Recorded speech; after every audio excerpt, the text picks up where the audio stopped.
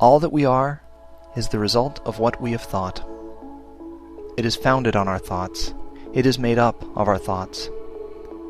If a man speaks or acts with an evil thought, pain follows him, as the wheel follows the foot of the ox that draws the carriage.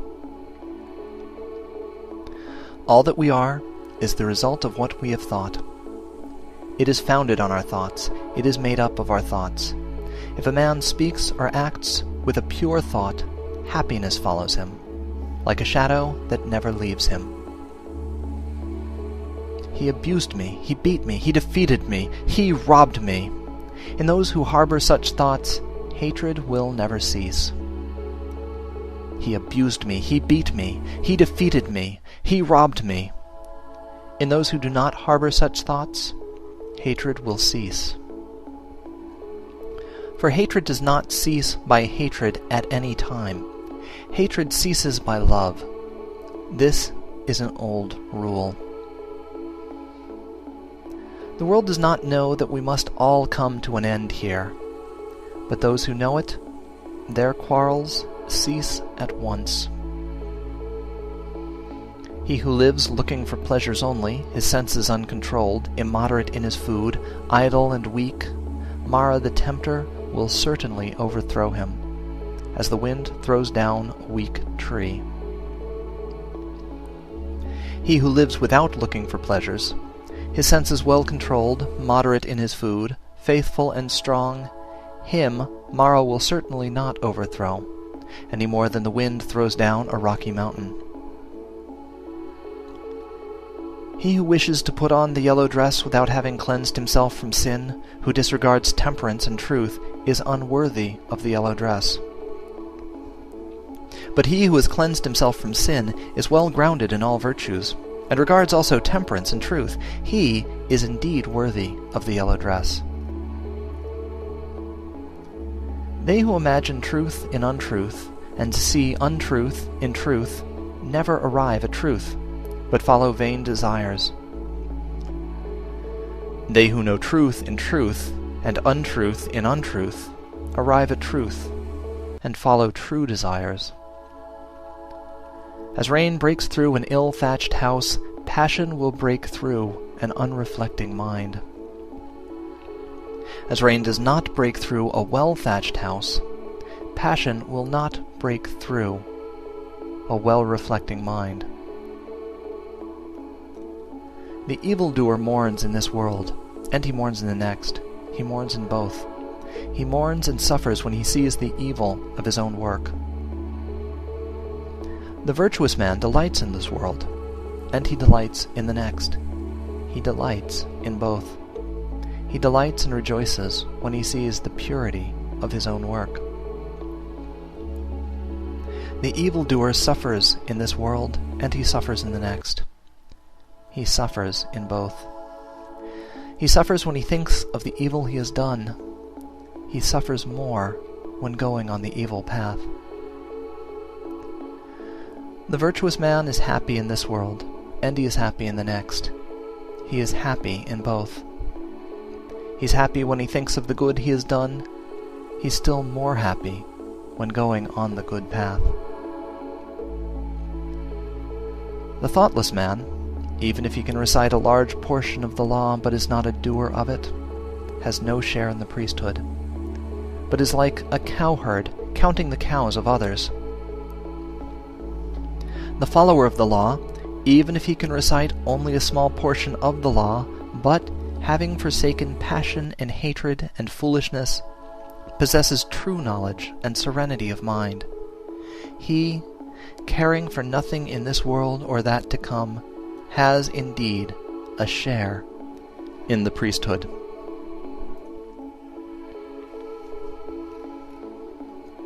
Chapter 2 On Earnestness.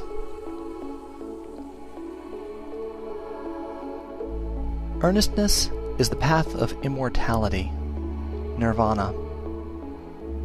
Thoughtlessness is the path of death. Those who are in earnest do not die. Those who are thoughtless are as if dead already. Those who are advanced in earnestness Having understood this clearly, delight in earnestness, and rejoice in the knowledge of the Aryas, the elect. These wise people, meditative, steady, always possessed of strong powers, attain to nirvana, the highest happiness. If an earnest person has roused himself, if he is not forgetful, if his deeds are pure, if he acts with consideration, if he restrains himself and lives according to law, then his glory will increase. By rousing himself, by earnestness, by restraint and control, the wise man may make for himself an island which no flood can overwhelm. Fools follow after vanity, men of evil wisdom. The wise man keeps earnestness as his best jewel. Follow not after vanity, nor after the enjoyment of love and lust. He who is earnest and meditative obtains ample joy. When the learned man drives away vanity by earnestness, he, the wise, climbing the terraced heights of wisdom, looks down upon the fools. Serene he looks down upon the toiling crowd, as one that stands on a mountain looks down upon them that stand upon the plain. Earnest among the thoughtless, awake among the sleepers, the wise man advances like a racer, leaving behind the hack. By earnestness did Maghavan, Indra, rise to the lordship of the gods. People praise earnestness. Thoughtlessness is always blamed. A bhikshu, mendicant, who delights in earnestness, who looks with fear on thoughtlessness, moves about like fire, burning all his fetters, small or large. A bhikshu, or mendicant, who delights in reflection, who looks with fear on thoughtlessness, cannot fall away from his perfect state. He is close upon nirvana.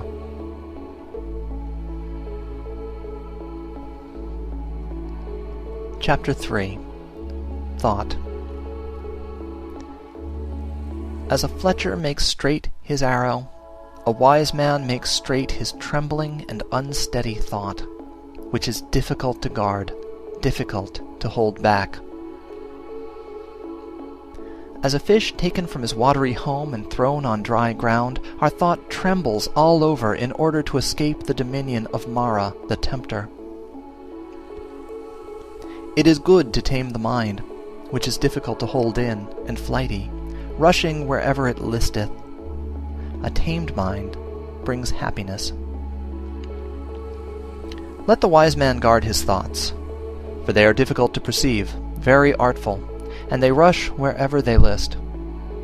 Thoughts well guarded bring happiness. Those who bridle their mind, which travels far, moves about alone, is without a body, and hides in the chamber of the heart, will be free from the bonds of Mara, the tempter. If a man's thoughts are unsteady, if he does not know the true law, if his peace of mind is troubled, his knowledge will never be perfect. If a man's thoughts are not dissipated, if his mind is not perplexed, if he has ceased to think of good or evil, then there is no fear for him while he is watchful. Knowing that this body is fragile like a jar, and making this thought firm like a fortress, one should attack Mara, the tempter, with the weapon of knowledge. One should watch him when conquered, and should never rest. Before long, alas, this body will lie on the earth, despised, without understanding, like a useless log.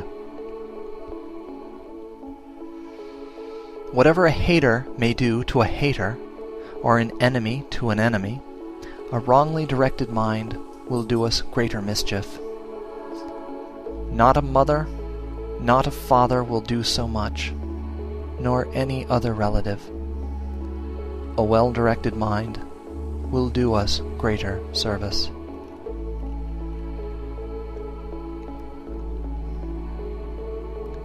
Chapter 4. flowers. Who shall overcome this earth, and the world of Yama, the lord of the departed, and the world of the gods? Who shall find out the plainly shown path of virtue, as a clever man finds out the right flower? The disciple will overcome the earth, and the world of Yama, and the world of the gods.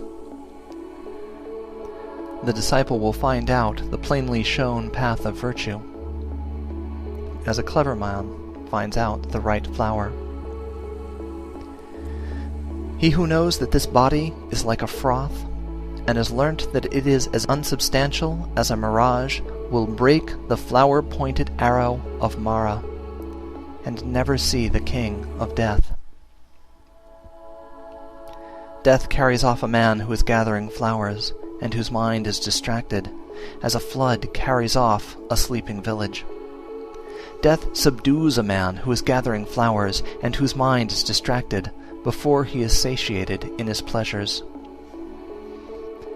As the bee collects nectar, and departs without injuring the flower, or its color or scent, so let a sage dwell in his village. Not the perversities of others, not their sins of commission or omission, but his own misdeeds and negligences should a sage take notice of. Like a beautiful flower, full of color but without scent, are the fine but fruitless words of him who does not act accordingly. But, like a beautiful flower, full of color and full of scent, are the fine and fruitful words of him who acts accordingly. As many kinds of wreaths can be made from a heap of flowers, so many good things may be achieved by a mortal when once he is born.